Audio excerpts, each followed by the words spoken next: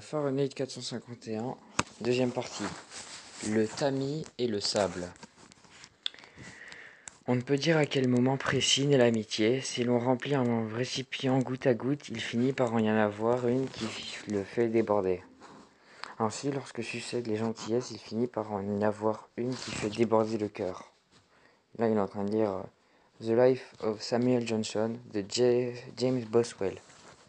Qui était donc ça pour la fille d'à côté? J'aimerais tant comprendre. Elle est morte pour l'amour de Dieu. Parlons des vivants.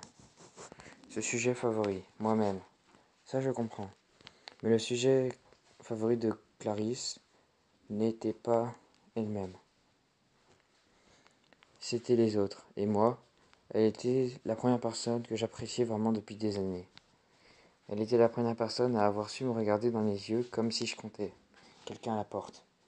Pourquoi la porte n'annonce-t-elle personne? J'ai tout éteint. Gronk. Ce n'est qu'un chien. Qu'est-ce que tu veux que je fasse? Reste tout tuer. Remettons-nous au travail. Oui, recommence à lire. Ces livres ne sont pas des gens. Tu lis et j'ai beau regarder autour de moi, je ne vois personne. Mais ma famille, voilà des vrais gens. Ils me racontent des choses, je ris, ils rient à leur tour, et c'est en couleur. Ici, le capitaine Biotti apprenait pour ses livres. Il pourrait venir brûler la maison et la famille.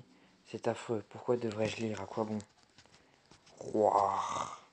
Bon sang. Fiou. On voit des genres de flèches, des bombardiers dans le ciel. Toutes ces machines qui sillonnent le ciel sans arrêt, comment ces bombardiers ont-ils pu envahir chaque seconde de nos vies? Et pourquoi refuse-t-on d'aborder le sujet? Nous avons déclenché et gagné 2 guerres nucléaires depuis 1990. Est-ce parce qu'on est si content chez nous qu'on a oublié le reste du monde? Est-ce que c'est parce qu'on est si riche que le reste du monde est si pauvre qu'on n'en fait plus aucun cas? Est-ce que la raison pour laquelle on nous haït tant, tu le sais, toi et moi, c'est certain, peut-être que les livres nous apporteront une lumière. Bon sang, Milly, tu ne vois pas? 1 heure ou 2 par jour avec ces livres, et peut-être que... Dring, dring, dring. Anne, il y a le clown blanc ce soir. Montag, tu es vraiment idiot. Qu'est-ce qu'on fait maintenant? On rend ces livres et on efface tout. Pauvre Milly, pauvre Montag, c'est du charabia.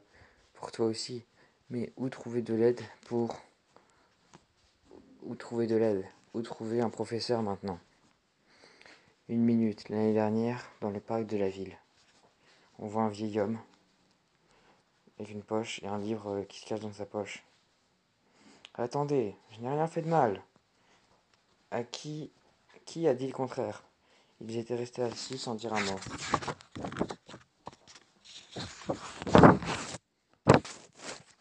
Il s'appelait Faber. Au bout d'1 heure, il avait récité quelque chose qui avait évoqué un poème sans rime à Montag. Sur la main sur la poche gauche de son manteau, Faber engrenait les mots d'une voix douce. Montag savait qu'un geste aurait suffi pour lui arracher un recueil de poésie du manteau. Mais il n'avait pas fait ce geste. Je ne parlais pas de choses, monsieur, je ne parle du sens des choses. En étant là, je sais que je suis vivant. Pour votre rapport, si vous décidez d'être fâché après moi, je ne suis pas fâché. Montag consulta son classeur électronique, le nom de Faber y figura encore. Il ne l'avait ni énoncé ni effacé. Professeur Faber, j'ai une drôle de question pour vous. Combien d'exemplaires de la Bible reste-t-il dans le pays? Je ne vois pas de quoi vous parlez. Je voudrais savoir s'il reste au moins un exemplaire. C'est un piège, je ne peux pas parler comme ça à n'importe qui au téléphone. Combien de Shakespeare et combien de Platon? Aucun, vous le savez aussi bien que moi. Bon, les filles viennent passer la soirée. C'est l'Ancien Testament et le Nouveau. Tu ne vas pas remettre ça? C'est peut-être le tout dernier exemplaire dans cette partie du monde. Le capitaine Gauthier est au courant, n'est-ce pas? Je ne pense pas qu'il sache quel livre j'ai dérobé, mais par quel autre livre je le remplaçais. Si j'en prends et Biotti sait à quel livre j'ai entre les mains, il devinera que nous avons toute une collection ici. Il n'y a qu'une seule chose à faire. Il faut qu'avant le soir, quand je rendrai le livre à Biotti, j'ai pu en faire un double. Tu seras là pour ce clown blanc ce soir avec nos invités? Milly. Est-ce que ce clown blanc t'aime? Est-ce que ta famille t'aime? Est-ce qu'elle t'aime beaucoup, de tout son cœur et de toute son âme? Quelle question idiote. Si tu tombes sur ce cabot dehors, flanque-lui un coup de ma part. Du coup, il sort, il prend le train. Je me sens paralysé. Depuis quand mon visage est-il si figé? Depuis cette nuit, j'ai trébuché sur le flacon vide dans le noir. Mais cette sensation finira par disparaître. Il faudra du temps, mais j'y arriverai. Ou alors Faber m'y aidera. Le métro défilait sous ses yeux, chiffres et ténèbres. Enfant, il s'était un jour assis au sommet d'une dune. Il avait essayé de remplir un tamis de sable. Parce que son cruel cousin lui avait dit, si tu remplis ce tamis, tu auras 10 cents. Et plus il s'échinait à le remplir, plus le sable passait à travers dans un chaud murmure. On se dit qu'il lisait le livre et en entier très vite, il resterait peut-être un peu de sable dans le tamis. Mais plus il lisait, plus les mots lui échappaient. Chaque ligne doit être mémorisée, je veux m'y astreindre. Vous voyez, je lis des chants. Appelez le garde, je lis. Knollview, Knollview. Qui est-ce? C'est Montag. Que voulez-vous? Laissez-nous entrer. Je n'ai rien fait.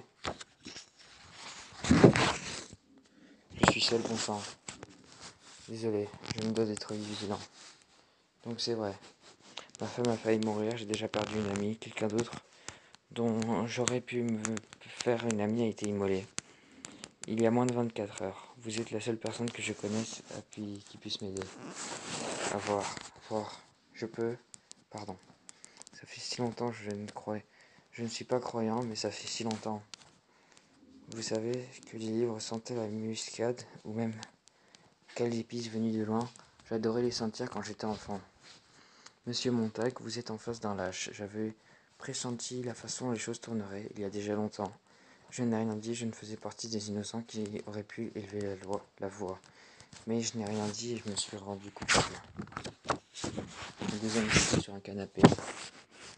Bon, si vous me disiez ce qui vous amène, plus personne n'écoute.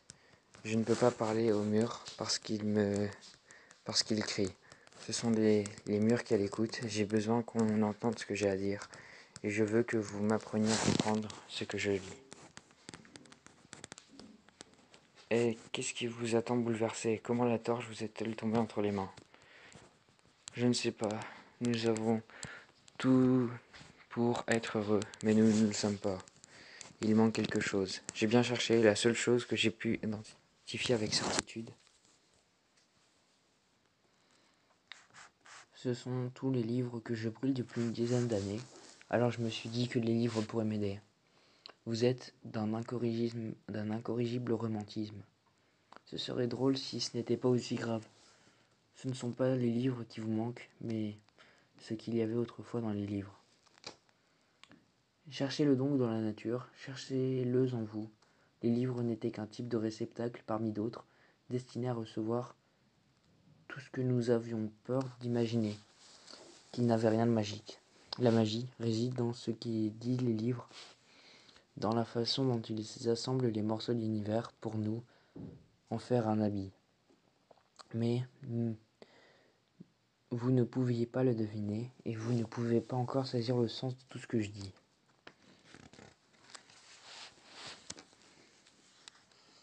Il vous manque 3 choses. Premièrement, savez-vous pourquoi les livres sont si importants? Parce qu'ils ont une qualité. Et que signifie le mot qualité? Pour moi, il signifie texture. Ce livre a des pores, il a des traits.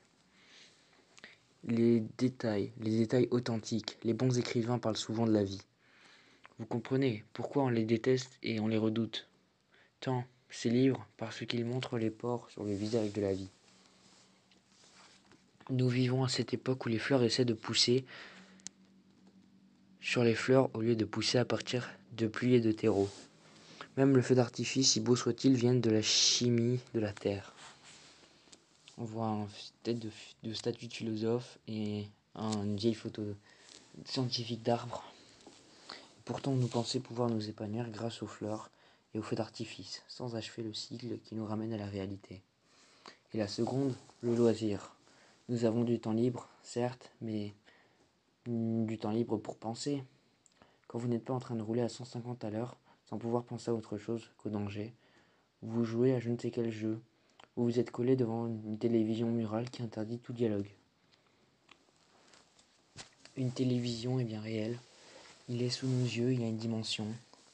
Il vous dit quoi penser, il le martèle. Mais la famille, ce ne sont pas des gens, ce sont des gens. Ma femme prétend que les livres ne sont pas réels. On voit un dialogue entre deux personnages sur une télé. Pourquoi ? Il vous bouscule et vous amène si vite jusqu'à des propres conclusions que votre esprit n'a pas le temps de dire « mais c'est absurde ». Ensuite, c'est les deux mecs qui parlent ensemble, le vieux et le pompier. Comment faire à partir de là ? Comment ces livres peuvent-ils nous aider ? Dieu merci, on peut les fermer et dire pause. La seule solution, ce serait que cette troisième chose nous soit restituée. Le droit de fonder nos actions sur ce que nous enseignent les interactions des deux premières. Et j'ai du mal à croire qu'un vieillard et un pompier puissent faire grand-chose aussi tard dans le jeu. Vous prenez un... Je veux avoir des livres. Je peux avoir des livres. Vous prenez un risque. C'est le bon côté de la mort. Quand on n'a rien à perdre, on peut prendre tous les risques. Tenez, vous venez de dire quelque chose d'intéressant sans avoir lu. Cet après-midi, je me disais que si les livres en valaient la peine, nous pourrions trouver une presse et en imprimer quelques exemplaires de plus. Vous et moi. Nous ? Non, non, dit le vieux. Mais laissez-moi vous exposer mon plan. Si vous insistez, je vais devoir vous demander de partir. Mais ça ne vous intéresse pas ? Pas si vous commencez à tenir le genre de propos qui pourrait m'envoyer au bûcher. En revanche, si vous parlez d'imprimer quelques livres de plus et de faire en sorte de les introduire chez les pompiers à travers le pays pour semer le doute chez cette bande de pyromanes, alors je vous dis bravo. Cacher les livres, sonner l'alarme et voir des maisons et les pompiers brûlés. Qu'est-ce que vous voulez dire ? Je plaisantais. Si vous pensez que c'est la meilleure chose à faire, je ne peux que vous croire sur parole. On ne peut rien prédire en la matière. Après tout, quand nous avions autant de livres que nous le voulions, nous cherchions déjà à sauter de la falaise. N'attendez pas le salut d'une seule chose, d'une seule personne, d'une machine ou d'une bibliothèque. Alors, vous êtes vraiment sérieux ? Parfaitement, dit le pompier. Je dois dire que c'est un plan des plus insidieux, voir les casernes brûler à travers le pays. Détruire comme foyer de trahison, c'est la salamandre qui se mord la queue. Oh mon Dieu. J'ai la liste des adresses de tous les pompiers avec une sorte de plan de souterrain. On ne peut faire confiance à personne, et c'est le problème, vous et moi.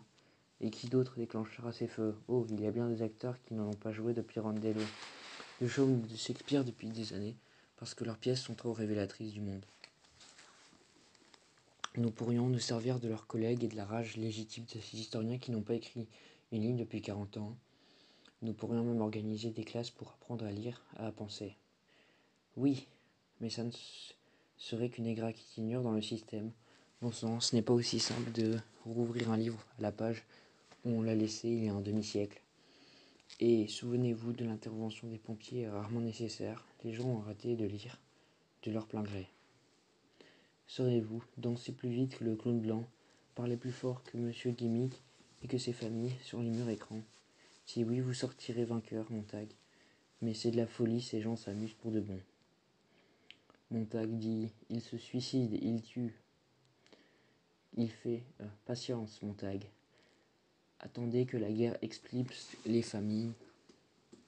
Notre civilisation est en train de voler en éclats. Éloignez-vous de cette force destructrice. Il faut que quelqu'un soit prêt quand tout explosera. Mais qui ? Les hommes récitant Milton, disant se souvenir de Sophocle, rappelant aux survivants que l'homme a aussi des bons côtés. Ils ne feront qu'assembler leurs pierres pour se les jeter les uns sur les autres, Montag. Rentrez chez vous, allez vous coucher. Alors ça ne vous intéresse plus ? Vous ne voulez plus m'aider ? Bonsoir, bonsoir. Aimeriez-vous posséder ce livre ? Je donnerai n'importe quoi, dit le vieux. Montag se mit à en arracher les pages. Vous êtes fou, qu'est-ce qui vous prend? Non, arrêtez. Qui peut m'arrêter? Je suis pompier, je peux tout. Je peux vous brûler. Arrêtez de le déchirer. Qu'attendez-vous de moi? Que vous m'appreniez tout? Bon, c'est entendu. Montag, vous avez de l'argent? 4 ou 500 dollars, pourquoi? Je connais un imprimeur sans travail. Nous pourrions commencer par imprimer quelques livres et attendre que la guerre change la donne et nous fournisse l'élan nécessaire. Mon Dieu, il faut que je trouve quelque chose à dire au capitaine. Avec sa voix mielleuse, il a réponse à tout. J'ai peur qu'il me fasse changer d'avis, qu'il me ramène à ce que j'étais il y a une semaine avec mon tuyau à pétrole. Je me disais, comment on s'amuse? Vous pouvez m'aider à résister au capitaine ce soir? J'ai besoin d'une protection. J'ai tellement peur de me compromettre s'il me perce à jour. Ma lâcheté est devenue une telle passion, complémentaire de l'esprit révolutionnaire qui vit dans son ombre, que j'ai été contraint de concevoir ceci. Je savais qu'un jour vous finirez par venir, ce petit appareil est prêt depuis des mois. Et dire que j'ai failli vous laisser partir, on dirait un coquillage radio. Mieux encore, c'est un micro. Si vous le placez dans votre oreille, Montag, je pourrais rester tranquillement chez moi à réchauffer ma vieille carcasse de poltron, tout en vous écoutant et en analysant l'univers des pompiers. J'en trouverai les faiblesses sans danger. Rendez-vous à la caserne à l'heure convenue. Je serai à vos côtés. Nous écouterons le capitaine Botti ensemble. Je vous soufflerai quoi répondre. Tenez, je tenterai de rendre un autre livre. Bonsoir, professeur. Non, pas tout à fait. Je serai avec vous pour le reste de la nuit, comme une minuscule mouche qui vous chatouille l'oreille. Dès que vous ressentez le besoin, bon courage. Faber? Oui. Je ne réfléchis pas par moi-même, je me contente de faire ce qu'on me dit. Une fois de plus, quand pourrais-je enfin régir de mon propre chef? Vous avez déjà commencé en disant ce que vous venez de dire. Je refuse de changer de camp si c'est pour à nouveau recevoir des ordres. À quoi bon changer dans ces conditions? Vous faites déjà preuve de sagesse. Voulez-vous que je vous fasse la lecture? Je vais vous lire pour que vous vous en souveniez. Le livre de Job. La lune se leva tandis que Montag marchait, ses lèvres animées d'imperceptibles mouvements. On voit manger. Il dînait d'un repas frugal quand la porte d'entrée fit son annonce. Madame Phelps et Madame Bowles entrèrent. Montag cessa de manger. Ne sont-elles pas mignonnes, jolies? L'affaire ici, je devrais être en route pour chez vous avec l'argent. Ça ira largement demain. Prudence. Quel spectacle merveilleux. Merveilleux. On voit sur le mur, sur une énorme télé, un poisson qui saute de l'eau et qui attrape un petit poisson. Ensuite des clowns qui font des trucs avec des tronçonneuses. Montag appuya sur l'interrupteur et les images disparurent. Quand pensez-vous que la guerre va éclater? Je vois que vos maris ne sont pas là ce soir. Pete a été mobilisé hier, il sera de retour la semaine prochaine, c'est l'armée qui l'a dit, une guerre éclair. Je laisse ce vieux Pete m'en occuper pour nous, moi ça ne me préoccupe pas du tout. Oui, laisse les soucis à ce vieux Pete. Il m'a dit, si j'y passe, poursuis ta route et ne pleure pas, remarie-toi et oublie-moi. Hier soir, sur les murs, c'est l'histoire d'une femme qui... À propos, avez-vous Clara Dove, ce feuilleton de 5 minutes? Hier soir sur les murs, c'est l'histoire d'une femme qui... Montag ne disait rien, le silence vint hanter le visage des trois femmes. Et on discutait. Discutons politique pour faire plaisir à Guy. Ça me va. J'ai voté comme tout le monde aux dernières élections et je n'ai pas caché ce que c'était pour Noble.